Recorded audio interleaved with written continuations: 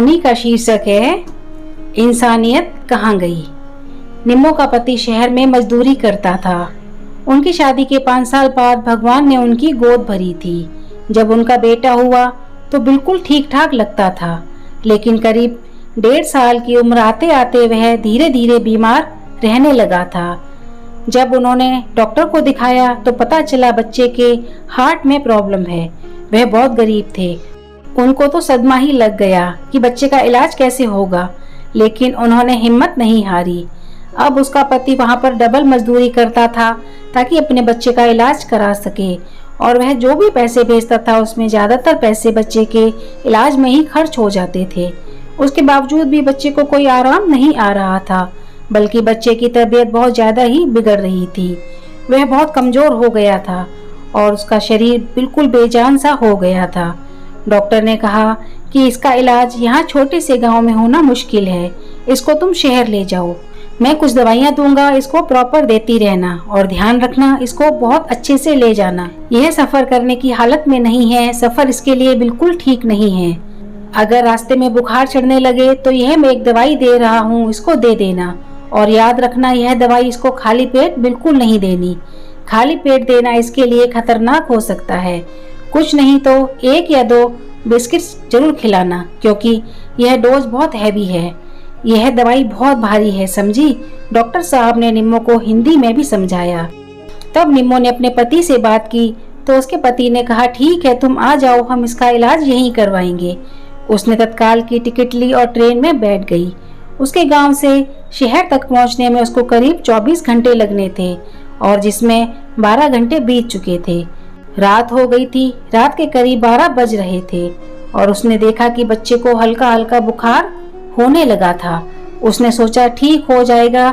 उसने कपड़ा गीला करके पट्टियां बच्चे के सर पर रख दी, लेकिन बुखार उतरने का नाम नहीं ले रहा था। उसने सोचा डॉक्टर साहब की दी हुई दवाई दे देती हूँ। उसके पास केवल इतना पैसा था कि उसने टिकट और अपने बच्चे के लिए 2 बिस्किट के पैकेट और एक पानी की बोतल खरीद ली थी, जो अब खत्म हो चुके थे। फिर सोचा किसी से मांग कर देखती हूँ, शायद कोई कुछ खाने के लिए दे दे। ट्रेन में सब सोए हुए थे, सर्दी का टाइम था, सबने कंबल ओढ़ रखी थी, और वह जा जाकर लोगों को बोल रही थी, कोई मेरे बेटे के लिए 2 बिस्कुट दे दो ताकि मैं अपने बच्चे को दवाई दे सकूं, इसको तेज बुखार है। लेकिन लोग उसको दुत्कार रहे थे और सोच रहे थे मांगने वाली है। शर्म नहीं आती, रात को भी बच्चे को लेकर मांगने आ जाते हैं। रात को तो चैन से सोने दो, नींद खराब कर रही है, ऐसा कहकर लोग बुड़बुड़ा रहे थे। फिर निम्मो की नजर सीट के नीचे एक रोटी के टुकड़े पर पड़ी। वह उसको उठाने के लिए जैसे ही झुकी, एक बुजुर्ग महिला जाग गई और उसने शोर मचाना शुरू कर दिया, देखो देखो यह चोरी कर रही है। और उसको सबने पकड़ लिया। वह चिल्लाती रही, मेरा बेटा बीमार है, मुझे इसके लिए एक रोटी का टुकड़ा उठाना है।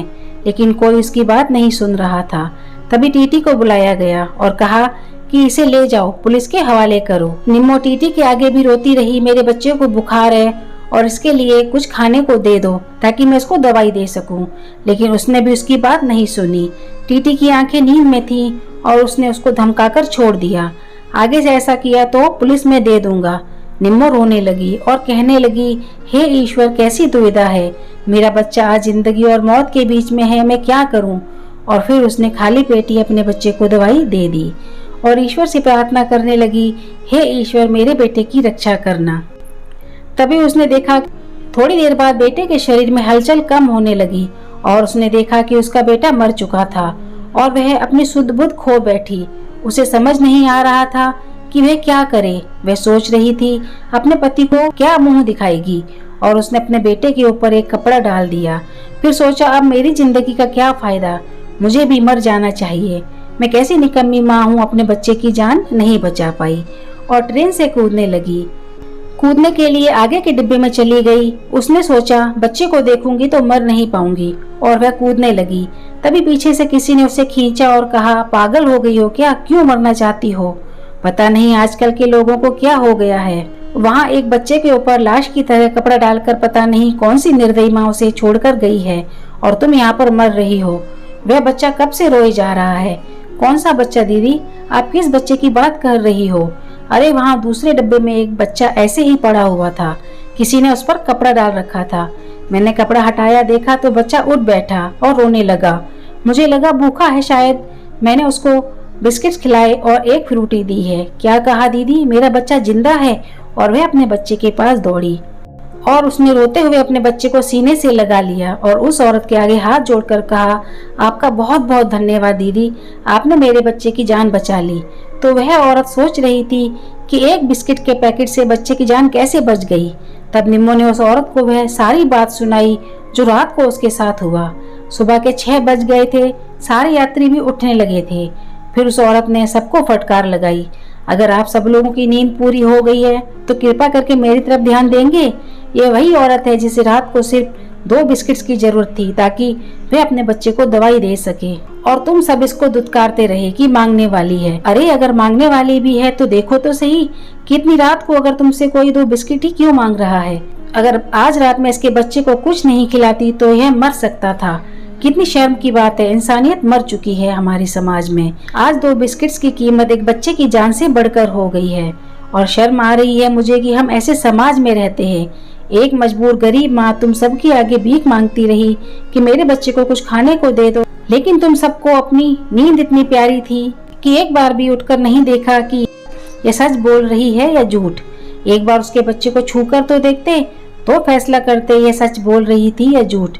मैं मानती हूँ इस औरत से या इस बच्चे से तुम लोगों में से किसी का कोई रिश्ता नहीं, लेकिन एक रिश्ता तो जरूर है जिसे हम जुठला नहीं सकते, और वह है इंसानियत का रिश्ता। इंसानियत के नाते ही एक बार उठकर तो देख लेते। वाकई में बहुत दुख की बात है, अगर आज इसके बच्चे को कुछ हो जाता तो यह भी सुसाइड करने वाली थी। और वहाँ बैठे सब लोगों की गर्दन शर्म से झुकी हुई थी। तब निम्मो ने उस औरत के आगे हाथ जोड़कर कहा कि आप तो मेरे बच्चे के लिए एक फरिश्ते के रूप में आई हैं।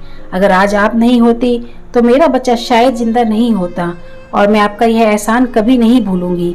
मेरा तो इस समाज और दुनिया से भरोसा ही उठ गया था कि समाज में इंसानियत बची नहीं, लेकिन आज भी समाज में आप जैसे लोग हैं तभी यह समाज चल रहा है। तब उस औरत ने निम्मो को एक कार्ड दिया और कहा कि मेरे पति दिल के डॉक्टर हैं, एक बार आ जाना अपने बच्चे को लेकर, इसका इलाज हो जाएगा। अब तो निम्मो का भगवान पर भरोसा और भी पक्का हो गया था। सच ही है, कभी जो हमारे लिए चीज छोटी सी होती है वो किसी की जिंदगी बन जाती है। तो आशा करती हूँ कहानी आपको पसंद आई होगी, और अगर पसंद आई है तो प्लीज एक लाइक और सब्सक्राइब का बटन दबा दें। धन्यवाद।